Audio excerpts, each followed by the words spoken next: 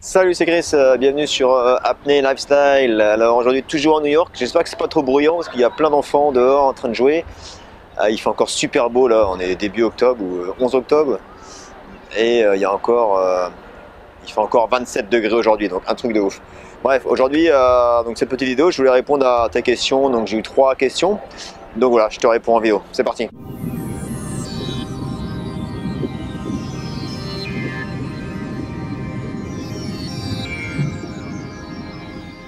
Alors, première question de Paco. Salut Paco.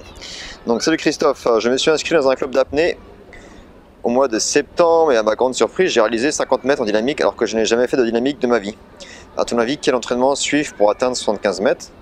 Je compte continuer tranquillement, mètre par mètre, sans forcer et en étant attentif aux sensations du corps. Qu'en penses-tu? Très bonne idée. Déjà, bravo pour atteindre 50 mètres super rapidement, c'est bien. Et puis tu dis que tu vas continuer mètre par mètre et aller tout doucement, donc ça c'est la clé, hein, comme je l'ai souvent parlé. Ça sert à rien de pousser, le but c'est vraiment de se sentir à l'aise et petit à petit tu vas être de plus en plus à l'aise, de plus en plus relax. Et tu vas pouvoir bosser sur technique également, donc une meilleure technique, donc tu vas consommer moins d'oxygène. Tout ça, ça va t'aider à aller plus loin, à aller plus profond ou à aller augmenter ton dynamique. Ce que tu peux faire, moi ce que je peux te conseiller, c'est faire des tables de dynamique CO2. Donc par exemple, si ton max est de 50 mètres, tu peux commencer peut-être avec 25 mètres. Tu fais des longueurs de 25 mètres avec des temps de récupération très courts entre les deux. Juste pour travailler sur le CO2 en même temps, travailler sur l'acide lactique dans tes jambes, etc. Donc tu peux faire l'étape de CO2, donc en 25 mètres. Et puis tu peux aussi, je te conseille aussi peut-être de t'entraîner, faire plein de 50 mètres. Alors pas plein à la suite, mais à chaque fois que tu vas t'entraîner, faire des étapes de CO2 et faire au moins un 50 mètres juste pour t'habituer à faire 50 mètres pour que ce 50 mètres devienne super facile physiquement mais aussi dans ta tête, que tu te sentes super à l'aise à faire 50 mètres et que ça ne te pose plus aucun problème. Comme ça, tu sais déjà qu'après quand tu vas augmenter ta distance, tu sais déjà que les 50 mètres, il n'y a aucun souci, c'est facile, donc ça va donner beaucoup plus de confiance. Ok, donc faire l'étape de CO2 et continuer à s'entraîner sur des 50 mètres. Alors pour les 50 mètres, bien prendre le temps à chaque fois de se reposer et puis de respirer entre chaque et pas le faire en mode table CO2. Ok? Si tu fais ça, tu vas vite atteindre les 75 mètres, hein, donc il n'y a pas de problème. Donc continue à t'entraîner régulièrement et puis prends plaisir à t'entraîner et puis ça va passer. Donc deuxième question de Dylan. Bonjour Chris, tout d'abord merci pour les vidéos. Je voulais te poser une question sur la compétition. Qu'est-ce que cela t'apporte en tant qu'apnéiste et en tant que professionnel? Quelle discipline pratiques-tu? Y a-t-il une préparation particulière? Et si oui, est-elle compatible avec ton activité d'instructeur en termes de temps d'entraînement, en temps de repos, etc. Donc qu'est-ce que ça m'apporte en tant qu'apnéiste de faire de la compétition? Bon, je sais pas, c'est un peu comme tout sport, tu sais, quand tu fais du sport, tu aimes bien te challenger un peu et faire des compétitions avec les autres. Après, la compétition en apnée, ce que j'aime beaucoup, moi, j'en ai fait qu'une fois, hein, j'en ai fait deux. Une fois en mer et une fois en piscine.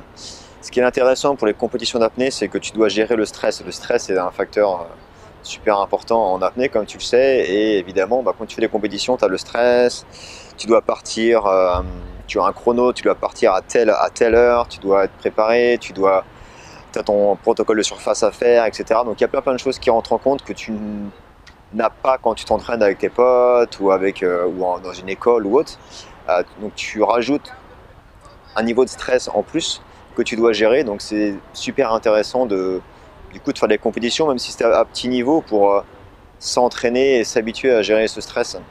Moi, de mon expérience, c'est ce qui a été le plus difficile, et souvent c'est ça que les gens trouvent aussi difficile, c'est la gestion du stress dans les compétitions. Mais après, dans les compétitions d'apnée, il y a toujours une super ambiance, c'est ça qui est génial. Par contre, tu as une super ambiance, tout le monde s'entraide, tout le monde se conseille, etc.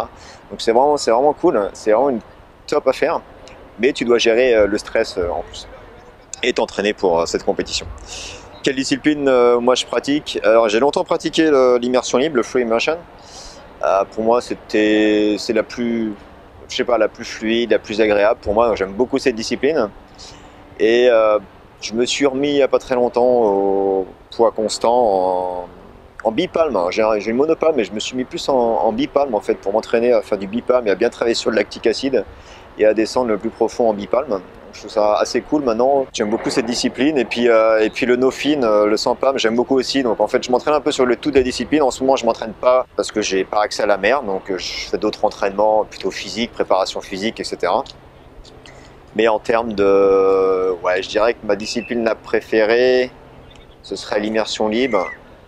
Après le sans palme, qui est la plus dure, mais qui est super, qui est vraiment top. Que je ne me suis pas encore beaucoup entraîné pour l'instant, mais c'est vraiment une discipline que j'aime beaucoup et que j'aimerais progresser.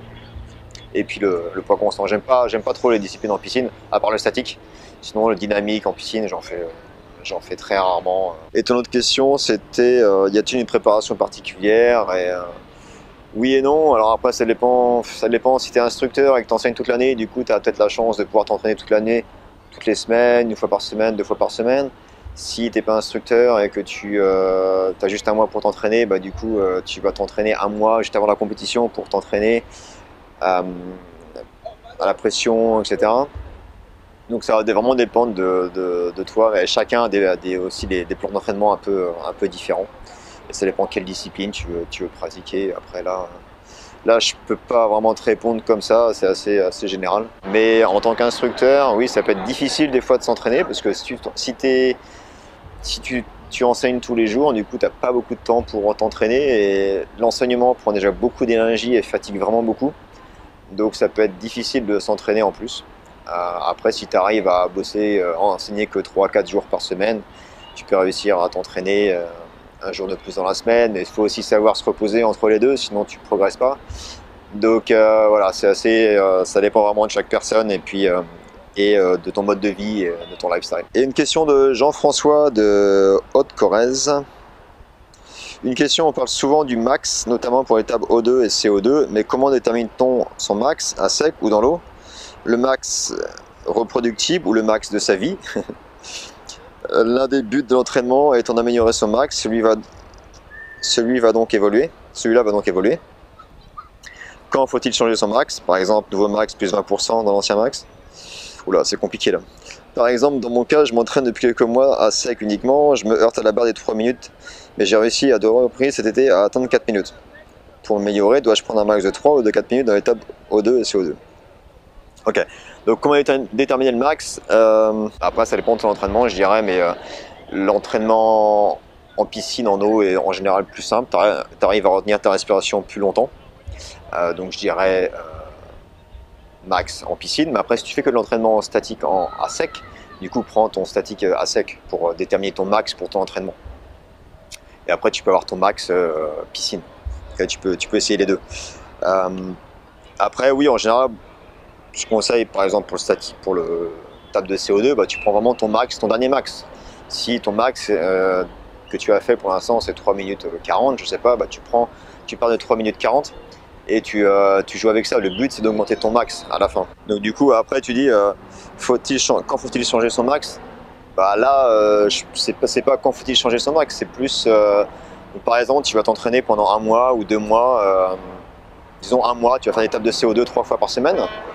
Donc voilà, tu peux commencer à travailler là-dessus. Au bout d'un mois, tu vas dire ok, j'arrête l'étape de CO2 et je vais me faire un max. Et fais un max. Et vois si tu as réussi à évoluer.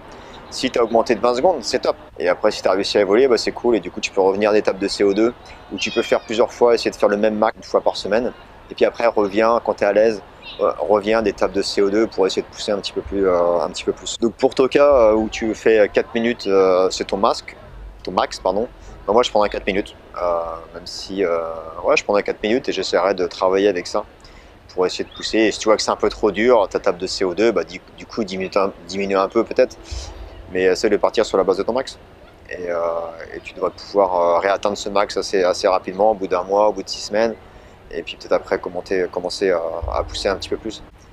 Mais c'est pas pousser, chaque fois tu peux essayer de pousser 5 secondes, 10 secondes, tu vois, ça sert à rien de trop pousser, c'est comme tout.